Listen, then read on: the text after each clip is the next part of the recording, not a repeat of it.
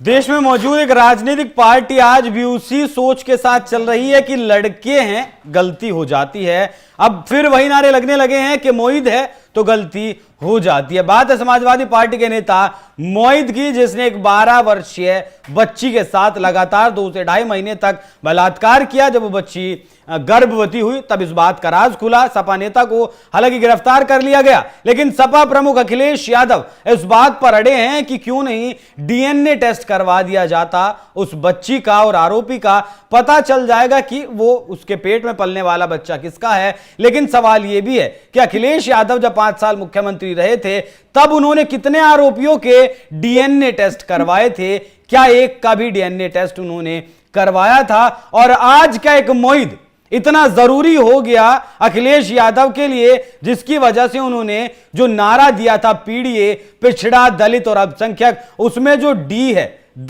दलितों की वो बच्ची है, और पूरे दलितों को दांव पर लगाने के लिए आ गए हैं अखिलेश यादव। साथ ही बात होगी प्रियंका गांधी की, एक भी ट्वीट वो अब तक नहीं कर पाई है। लड़की हूं लड़ सकती हूं वाली कहावत कहीं गुम है।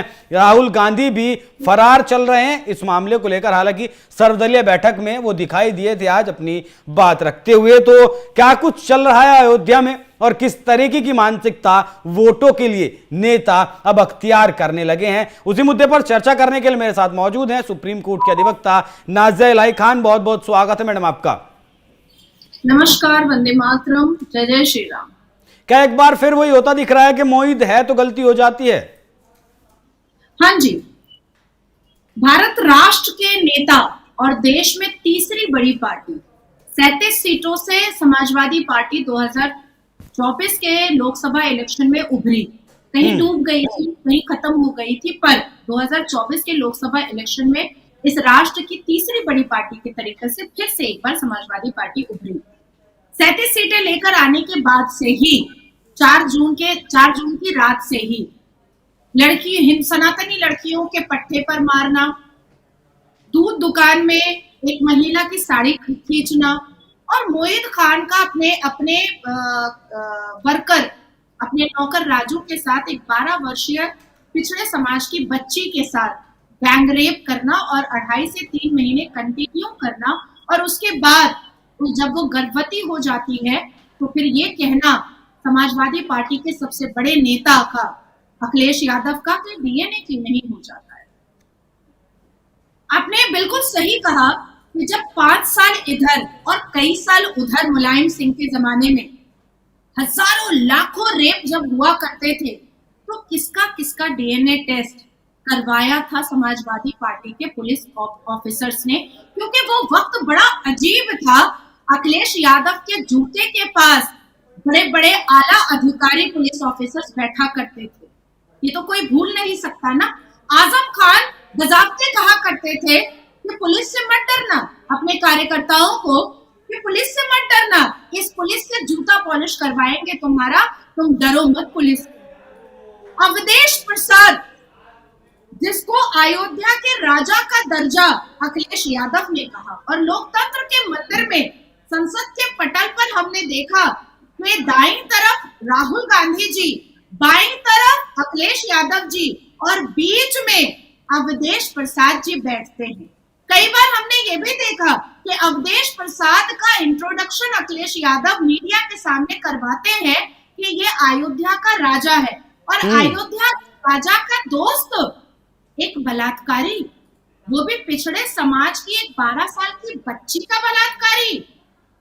अब याद कीजिए कि मुलायम सिंह यादव ने कहा था बच्चे हैं, गलतियां हो जाती हैं, लड़कियां टाइट जीन्स पहनती हैं तो बच्चों का दिल मचल जाता है। मतलब जिस तरह से मुलायम सिंह यादव के लिए रेप कोई घिनौना अपराध नहीं था, कोई बड़ा क्राइम नहीं था, ठीक उसी तरीके से अखिलेश यादव की मानसिकता भी वही है, और अखिलेश यादव के लिए भी रेप कोई घिनौना अपराध तो नहीं है। अब ऐसे कश्मोकश में अखिलेश यादव ने बिल्कुल भी मोईद खान को अब तक अपनी पार्टी से सस्पेंड तो नहीं किया, क्योंकि मुस्लिम वोट बैंक की जरूरत आने वाले विधानसभा इलेक्शन में उनको है। पिछड़ी जाति को इतना ज्यादा प्रोवोकेशन देने वाले, पिछड़ी जातियों के बारे में बात करने वाले, यहाँ तक के हलवा सेरेमनी पर भी पिछड़ी जातियों को ढूंढने वाले आज कन्नी काट रहे हैं कि नहीं हम बात नहीं करेंगे। इसी बीच में एक बयान जो है उत्तर प्रदेश के पुलिस का आया और उन्होंने साफ लफ्जों में कहा, और एज एन एडवोकेट मैं भी बताना चाहती हूँ कि रेप की घटना जैसे अपराध जब होते हैं तो विक्टिम का डीएनए टेस्ट जरूर होता है। हम जानबूझ करके पब्लिक प्रोसिक्यूटर को भी बोलते हैं और इन्वेस्टिगेशन ऑफिसर को भी बोलते हैं कि बिल्कुल डीएनए टेस्ट हो, ऑसिफिकेशन रिपोर्ट हो और विक्टिम का मेडिकल टेस्ट बिल्कुल होना चाहिए, यहाँ तक कि उसके यूट्रस का, उसके पूरे जिस्म का और उसके वर्जाइना का भी बिल्कुल होना चाहिए।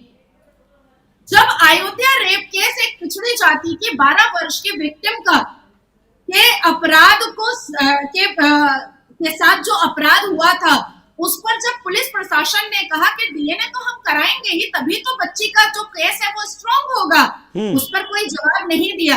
लेकिन मैं पूछना चाहती हूँ कि कुछ वर्षों पहले समाजवादी पार्टी के ही एक बहुत बड़े नेता और समाजवादी पार्टी के एक करीबी अखिलेश यादव के नेता ने ये कहा था कि अमेठी में राहुल गांधी जी ने एक महिला का रेप किया है और वो इलाहाबाद हाई कोर्ट चले गए थे उस मसले को लेकर के। तो क्या अखिलेश यादव ने ट्वीट किया था कि उस दोबारा बोलिएगा नाज़िया जी, दोबारा बोलिएगा, क्या बोला आपने अभी? मैं पूछना चाहती हूँ कि किशोरी जो 12 साल की बच्ची के साथ दुष्कर्म करने वाले मोईद खान को बचाने के लिए जो अखिलेश यादव डीएनए टेस्ट की बात कर रहे हैं, नहीं, राहुल गांधी के बारे में क्या, रेप के आरोपी इलाहाबाद को हाई कोर्ट। मैं उसको फिर से आपको दोहराना चाह रही हूँ। आज पिछले एक हफ्ते से अखिलेश यादव किशोरी के अपराधी को, मोईद खान को बचाने के लिए जो डीएनए टेस्ट की बात कर रहे हैं, क्या उन्होंने राहुल गांधी पर जब समाजवादी पार्टी के नेता ने ही बलात्कार का आरोप लगाया था और इलाहाबाद हाई कोर्ट में राहुल गांधी को बलात्कारी साबित करने की कोशिश की थी, तो क्या उस पीड़िता का भी डीएनए टेस्ट की डिमांड अखिलेश यादव ने किया था क्या?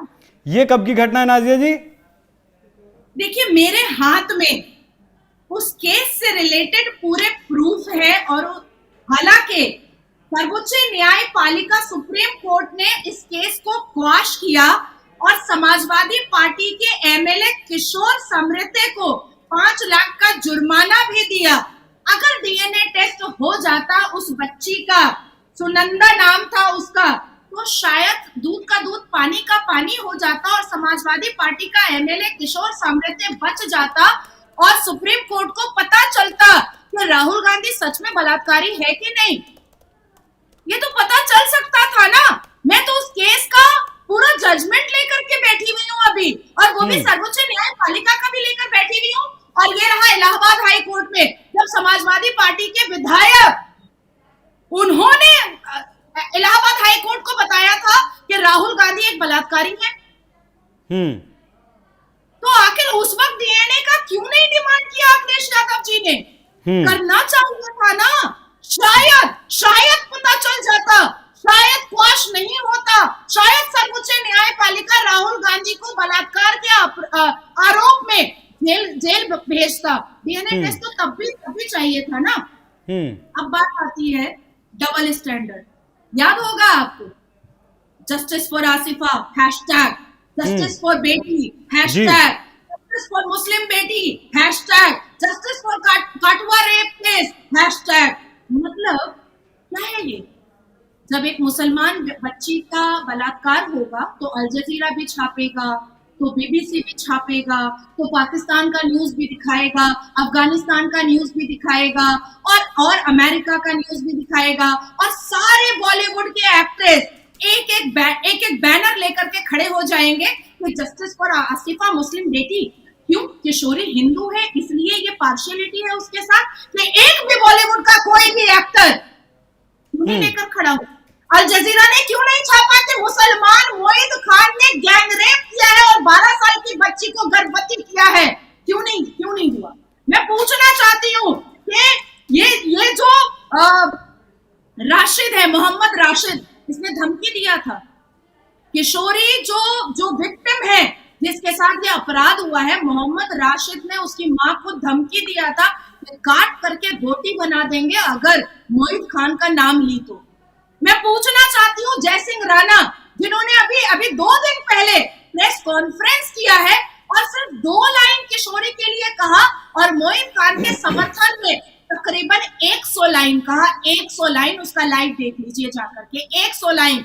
मैं बताती चलूं कि जय सिंह राणा वही है जो समाजवादी पार्टी से कभी बहुत बड़े मंत्री हुआ करते थे और मंत्री साहब को खुश करने के लिए, आपको पता है, प्रोस्टिट्यूट को बुला करके नंगा नाच उत्तर प्रदेश की जमीन पर खुले आम किया हुआ करता था ताकि जय सिंह राणा जी खुश हो जाएं उस नंगे नाच को देख करके। ये है जय सिंह राणा, जिसने 2 दिन पहले प्रेस कॉन्फ्रेंस करके सिर्फ 2 लाइन किशोरी के लिए कहा और 100 लाइन मोहित खान के समर्थन में मोहित खान को बचाने के लिए कहा।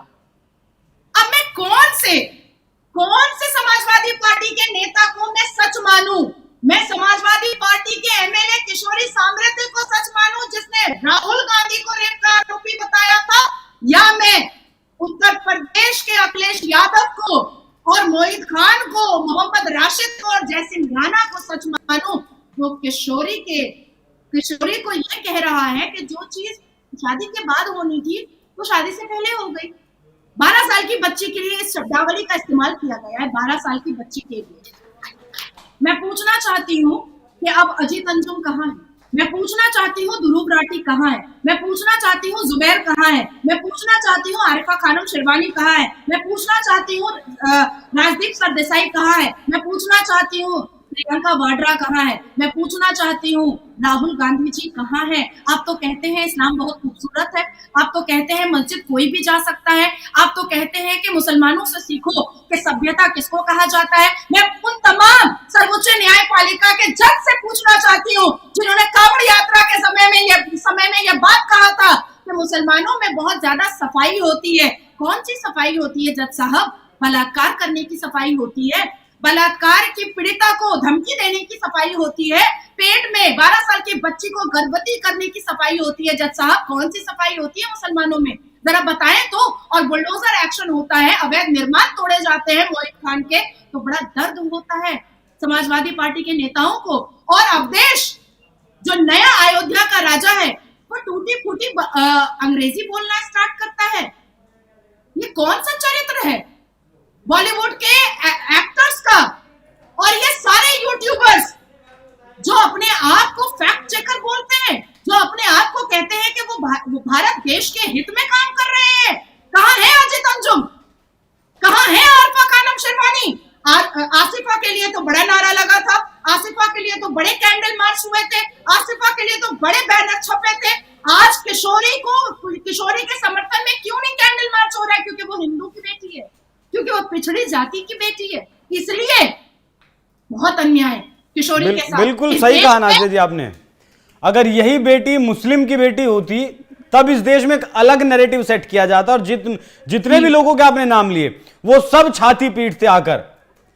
जिस तरीके से आज वो कांग्रेस पार्टी को या फिर इनके गठबंधन को बचाने का, कांग्रेस का और उसका जो इकोसिस्टम है बचाने में लगा है, वही चीज उन्हें उधेड़ने में भी, उस मामले को उधेड़ने में लगाई जाती। हालांकि समाजवादी पार्टी की मानसिकता कोई नई मानसिकता नहीं है, ये मुलायम सिंह के वक्त से ही है और वो अखिलेश यादव को विरासत में मिली है।